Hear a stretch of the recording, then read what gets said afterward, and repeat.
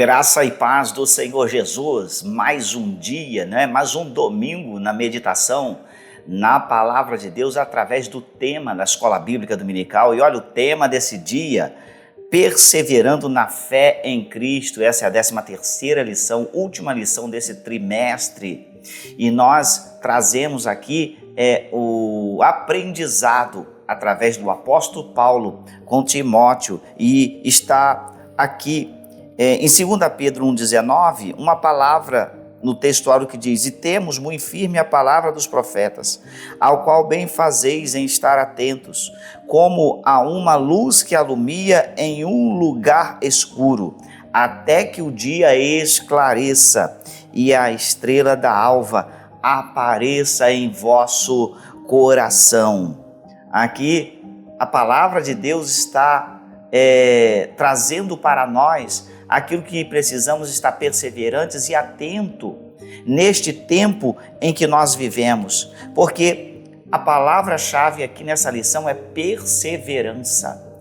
Perseverar na fé, perseverar na palavra, perseverar no fundamento dos apóstolos.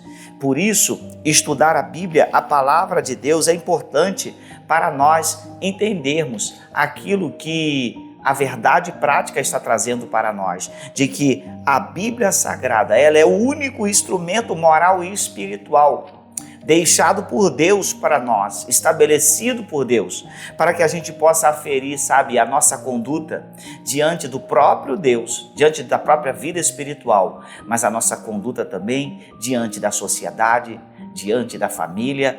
E isso é uma realidade que nós precisamos aplicar em nossa vida, porque a palavra de Deus, ela é fundamental para nós, e a Bíblia Sagrada, ela não contém a palavra, mas ela é a palavra de Deus.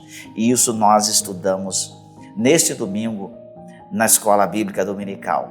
Ao vivo, a nossa lição, todo domingo às 9 horas da manhã, até às 11 horas. Mas aqui nós estamos diante de um pequeno resumo, não queremos aprofundar e ir a detalhes, porque não temos tempo, mas é algo objetivo para você meditar, para nós meditarmos. E a lição, ela diz sobre essa autoridade da palavra, que é a palavra de Deus. Essa autoridade, ela provém do próprio Deus.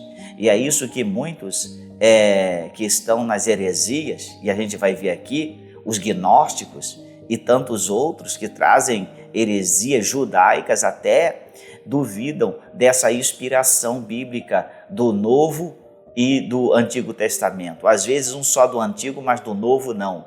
E nós precisamos entender que o Novo Testamento e o Antigo Testamento é toda a palavra de Deus, e não contém a palavra, mas é a palavra de Deus. Toda a Bíblia, ela é inspirada, divinamente inspirada.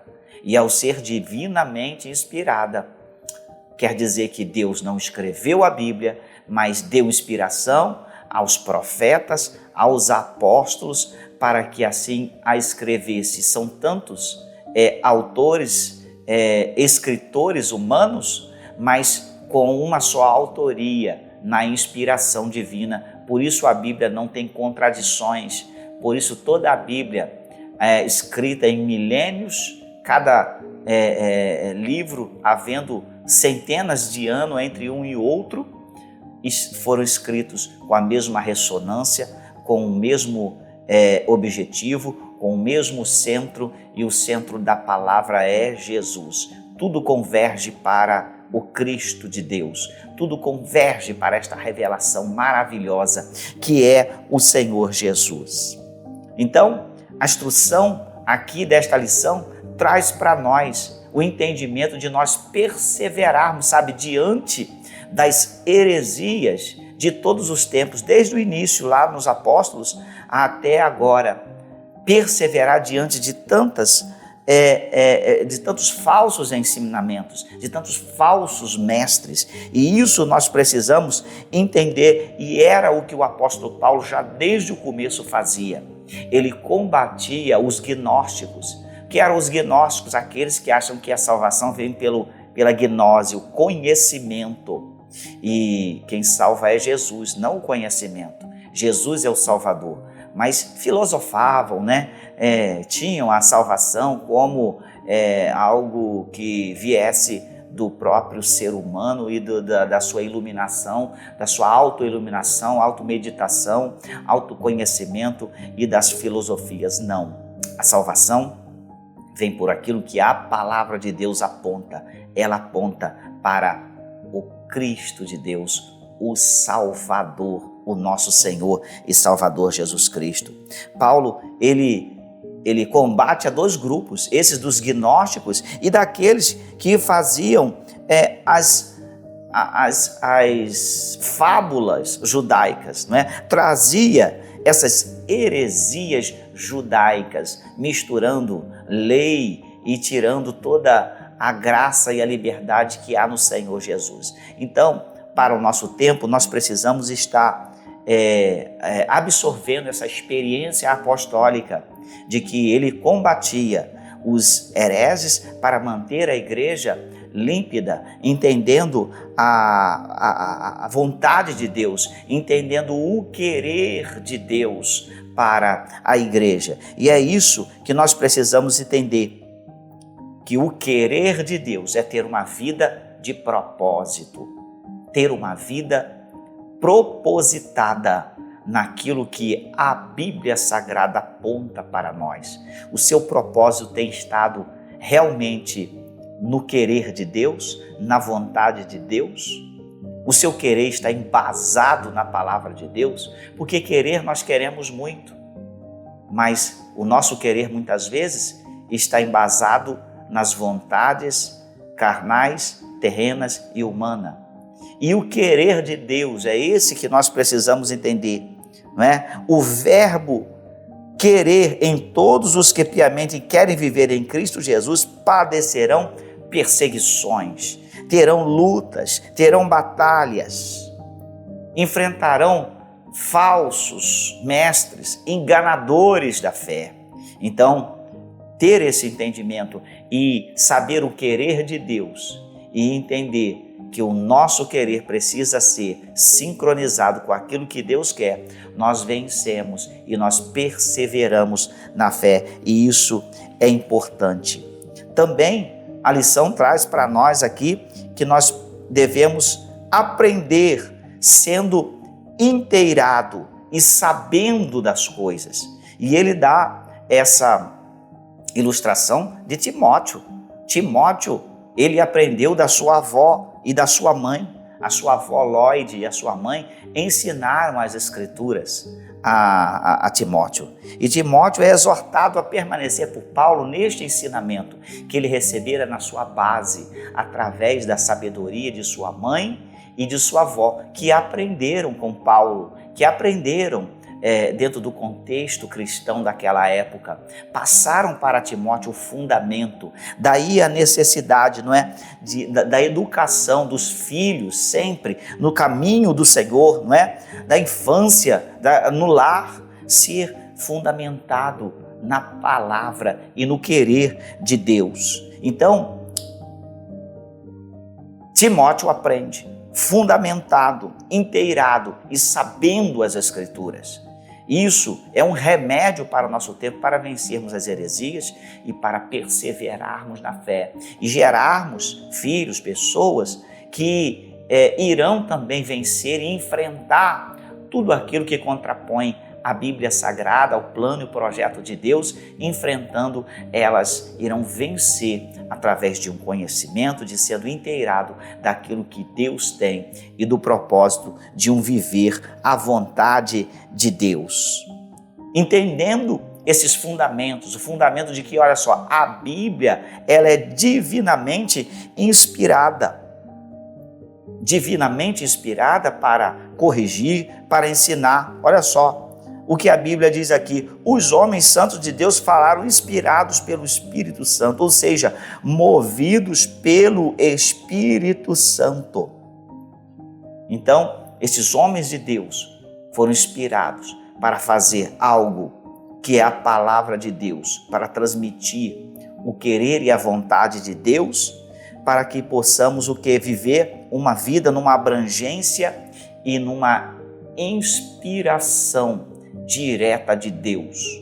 Uma abrangência em nossa vida de que nós venhamos andar em todo o conhecimento pleno da Bíblia Sagrada. Porque a Bíblia, ela é fundamentada em doutrinas dos apóstolos. Essas doutrinas, elas têm um fundamento em tudo que a Escritura diz. Nenhuma doutrina ela é formada por uma palavra, um versículo isolado. Antes, tem que haver em todo contexto harmonia condizente com todo o contexto sagrado.